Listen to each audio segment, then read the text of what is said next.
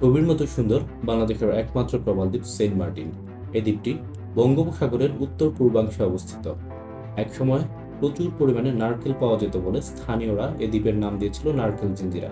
তবে বর্তমানে এই দ্বীপটি সেন্ট মার্টিন দ্বীপ নামেই পরিচিত। আজ আমরা আপনাদের সামনে তুলে ধরবো এই ভিডিওর মাধ্যমে নতুন রুটে কক্সবাজার থেকে সেন্ট মার্টিন ভ্রমণের সম্পূর্ণ অভিজ্ঞতা। তবে চলুন দেরি না করে শুরু করা যাক মায়ার দ্বীপ সেন্ট মার্টিন ভ্রমণের গল্প।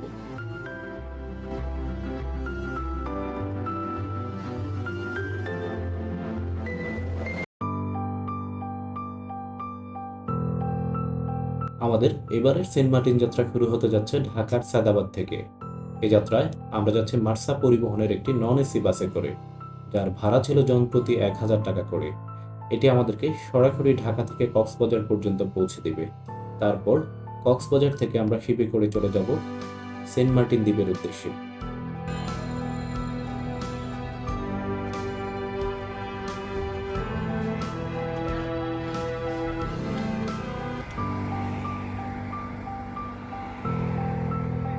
রাত ১টা নাগাদ কুমিল্লার মিয়ামি নামক রেস্টুরেন্টে দেওয়া হয় যাত্রা বিরতি।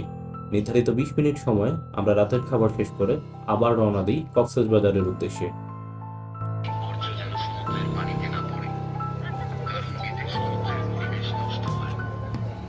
কক্সবাজারের ডলফিন মোড় থেকে আমরা সরাসরি চলে আসলাম নুনিয়াছড়া ঘাটে।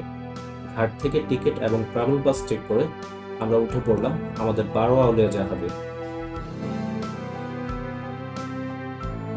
আমরা টিকিট কেটেছিলাম প্যানারোমাতে, যেখানে আসা যাওয়ার জনপ্রতি ভাড়া ছিল ২৮০০ টাকা করে। আমরা আমাদের নির্ধারিত আসনে বসে পড়লাম। বসে পড়ার কিছুক্ষণ পরেই জাহাজ ছেড়ে দিল।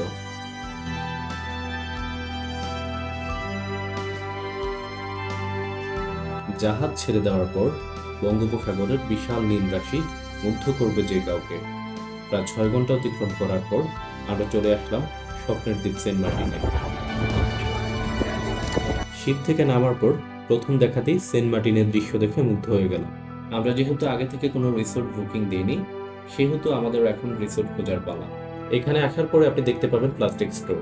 আপনার কাছে যদি কোনো প্লাস্টিক থেকে থাকে তা আপনি দ্বীপের ভিতরে না নিয়ে এখানে জমা দিয়ে গিফট নিতে পারবেন। অবশেষে অনেক খোঁজাখুঁজির পর উত্তর বিচের খুবই কাছে ইউনিক বিচ রিসোর্টে একটি রুম পেলাম, যার ভাড়া ছিল প্রতিদিন ২৫০০ টাকা করে। যেহেতু আমরা সিজনের একদম শেষে গিয়েছি, তাই রুম ভাড়া একটু বেশিই ছিল। আমরা ৩ দিন থাকবো বিদায় একটু দামাদামি করে প্রতিদিন ২,০০০ টাকা করে রুম ঠিক করলাম। রুমের পরিবেশ খুবই সুন্দর ছিল, যেখানে আপনারা ৪ জন অনায়াসে থাকতে পারবেন। জনপ্রতি আপনাদের ভাড়া পড়বে ৫০০ টাকা করে। রুমে থাকবে ২টি বেড, একটি আলনা এবং একটি অ্যাটাচ বাথরুম। এই রিসোর্টে আসলে আপনারা সব ধরনের সুযোগ সুবিধা পাবেন। রিসোর্ট থেকে বিচের দূরত্ব খুবই কাছে। আপনি রুমে শুয়ে শুয়ে সমুদ্রের গর্জন শুনতে পারবেন এবং রুম থেকে বের হলে সমুদ্রের মনোরম দৃশ্য দেখতে পারবেন।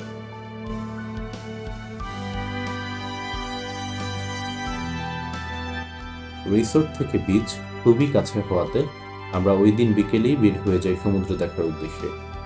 সমুদ্র দেখার পর সারাদিনের ক্লান্তি দূর হয়ে গেল আমাদের। এখানে আসার পর আপনি বুঝতে পারবেন সমুদ্র কতটা সুন্দর হয়। আমরা সারা বিকেল সমুদ্রের মনোরম দৃশ্য দেখার পর এবার বাসায় গিয়ে একটু ঘুমিয়ে নেব, যেহেতু আমরা আগের দিন রাতে ঘুমাইনি। ঘুম থেকে উঠে সেন্ট মার্টিনের রাতের দৃশ্য এবং খাওয়া দাওয়া সম্পর্কে জানানোর চেষ্টা করব আমরা। ঘুম থেকে উঠে দেখি রাত ৯টা বেজে গেছে। প্রচণ্ড ক্ষুধা লাগছিল। সমুদ্রের কাছ দিয়ে বাজার কাছে হওয়াতে সমুদ্র দেখতে দেখতে রওনা দিলাম বাজারের দিকে।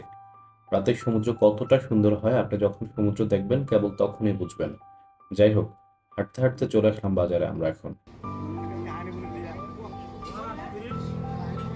বাজারে আসার পরেই আপনি দেখতে পাবেন সামুদ্রিক সব মাছ। এই মাছগুলো দরদাম করে কেনার পর আপনার চোখের সামনেই বারবিকিউ করে দিবে ওনারা।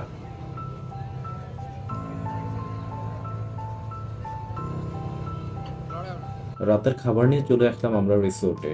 খাবার খেয়ে আমরা এখন ঘুমিয়ে পড়বো, কারণ রাত ৪টার সময় উঠেই আমরা রওনা দেব ছেড়াদ্বীপ দেখার উদ্দেশ্যে। আগে থেকে যেহেতু অটো ঠিক করে রাখা ছিল, তাই রাত ৪টায় নির্ধারিত সময় অটো চলে আসলো। আমরা অটোতে করে রওনা দিয়ে দিলাম ছেড়াদ্বীপ দেখার উদ্দেশ্যে। আপনারা যদি জেটি বাজার থেকে অটো ঠিক করেন তাহলে রাউন্ড ট্রিপ পড়বে ৭০০ থেকে ৮০০ টাকা করে রিজার্ভ। তবে অবশ্যই অটো আগের দিন রাতে ঠিক করে রাখবেন।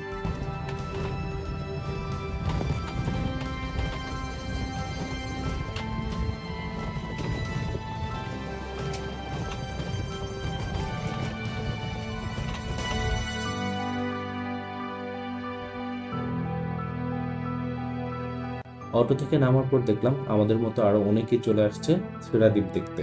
এখানকার সকালটা একটু অন্যরকম। আপনার কাছে মনে হবে প্রকৃতি আপনাকে আপন সুরে কাছে রাখছে। অনেকেই ছবি তোলা এবং ভিডিও করা নিয়ে ব্যস্ত ছিল। আর হ্যাঁ, আপনি চাইলে এখান থেকে সকালের নাস্তাটাও সেরে নিতে পারবেন।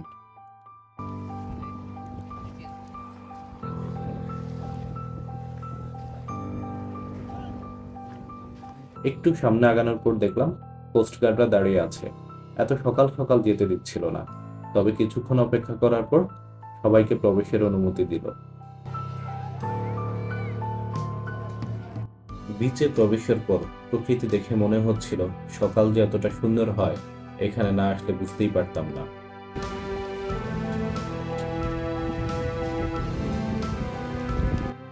অল্প কিছুক্ষণ পরেই দেখতে পেলাম ছেড়াদ্বীপের ঠিক পিছন দিক থেকে সকালের সূর্য উদয় হচ্ছে।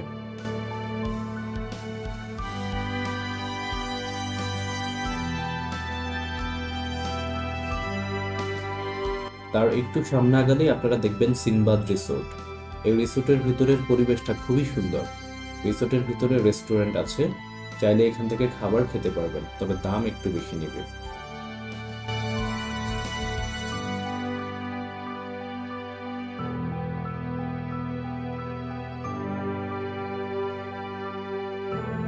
রিসোর্ট থেকে বের হয়ে সুন্দরবনের ভিতর দিয়ে আমরা যাচ্ছি মূল সমুদ্র সৈকতের পাড়ে।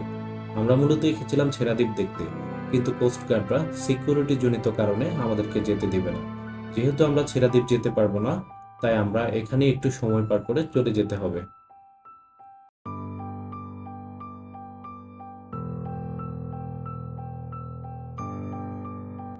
এখানে সুন্দরবনের মতো কিছু ম্যানগ্রোভ গাছ থাকার কারণে এই জায়গার নাম হয়েছে সুন্দরবন। আপনি যখন সুন্দরবনের ভিতর দিয়ে যাবেন, ভিতর থেকে যখন সমুদ্রের গর্জন শুনতে পাবেন, তখন আপনার মাঝে অন্যরকম ভালো লাগা কাজ করবে।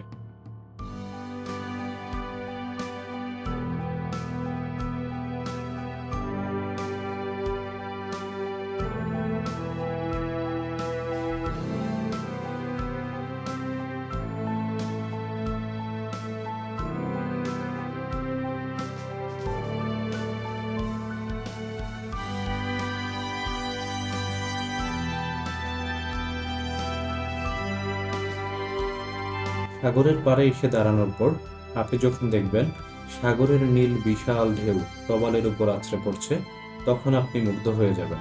আপনার মাঝে এতটাই ভালো লাগা কাজ করবে, আপনার মনে হবে কেন এতদিন আসবেন না মায়ার দ্বীপ সেন্ট মার্টিনে।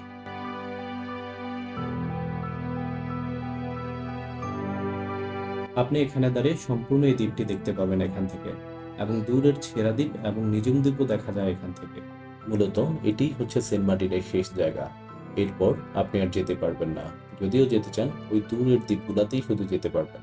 আমরা যেহেতু রাউন্ড ট্রিপে এসেছিলাম অটো নিয়ে, 2 ঘন্টা পার হওয়ার পর আমাদের এখন চলে যেতে হবে।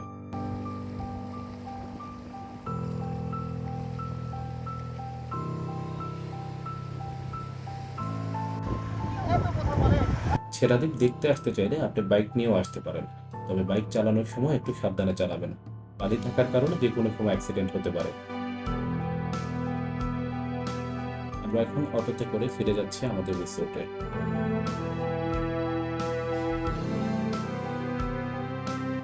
রিসোর্টে আসার পর উত্তর বিচে চলে আসলাম সমুদ্রে গোসল করার জন্য।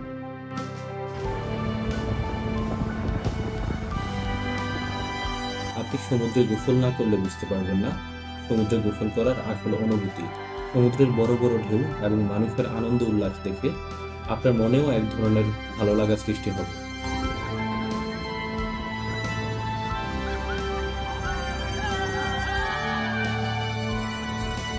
আজকে আর আমরা কোথাও যাব না বিধায় বিকালে আবার উত্তর বিচে হাঁটাহাঁটি করতে আসলাম।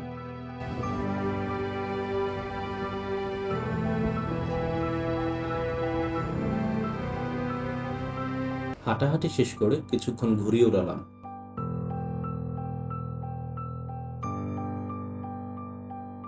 আপনি যদি পুরা দ্বীপ ঘুরে দেখতে চান তাহলে সাইকেল ভাড়া নিয়ে ঘুরতে পারেন। সাইকেল ভাড়া পড়বে প্রতি ঘন্টা 40 টাকা করে।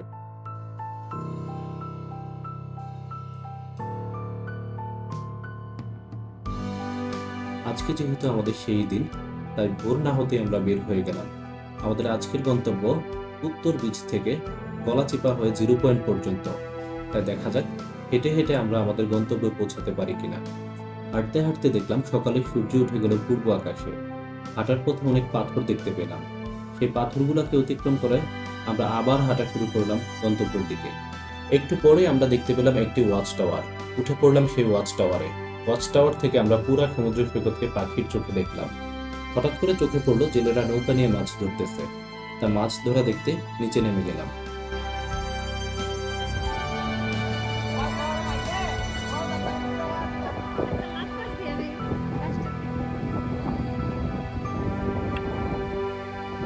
মাছ ধরা দেখার পর দেখলাম জেলেরা সেই মাছগুলাকে তার পাশে শুকিয়ে রাখে এবং সেই শুকানো মাছগুলোকে পরবর্তীতে শুটকি হিসাবে বিক্রি করে।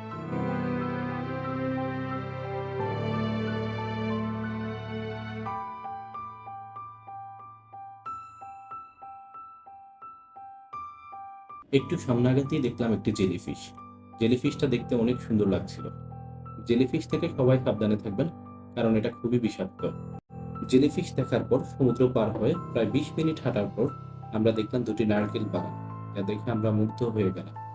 সেই নারকেল বাগানের ভিতর দিয়ে আমরা সামনের দিকে অগ্রসর হতে লাগলাম।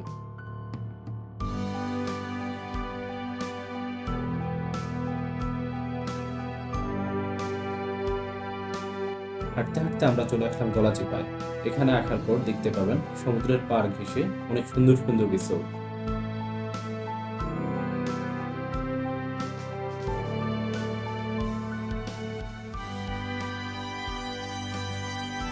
অবশেষে 2 ঘন্টা 30 মিনিট বিচের পার হয়ে হাঁটার পর আমরা পৌঁছলাম আমাদের কাঙ্ক্ষিত স্থান 0 পয়েন্টে।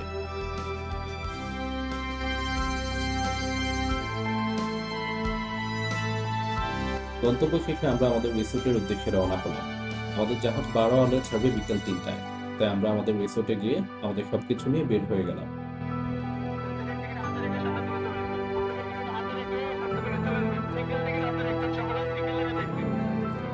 সেন্ট মার্টিন ভ্রমণ শেষে আমরা সরাসরি চলে যাব কক্সবাজারের নুনিয়াছড়া ঘাটে। কক্সবাজার এসে ডলফিন মোড় থেকে সেন্ট মার্টিন এক্সপ্রেসে করে আমরা সরাসরি ঢাকার উদ্দেশ্যে রওনা দিলাম। আমাদের সেন্ট মার্টিন ভ্রমণ যাত্রা এই পর্যন্তই শেষ। যদি আমাদের ভিডিওটি ভালো লাগে থাকে আপনাদের, অবশ্যই আমাদের চ্যানেলটি সাবস্ক্রাইব করে পাশে থাকবেন। ধন্যবাদ।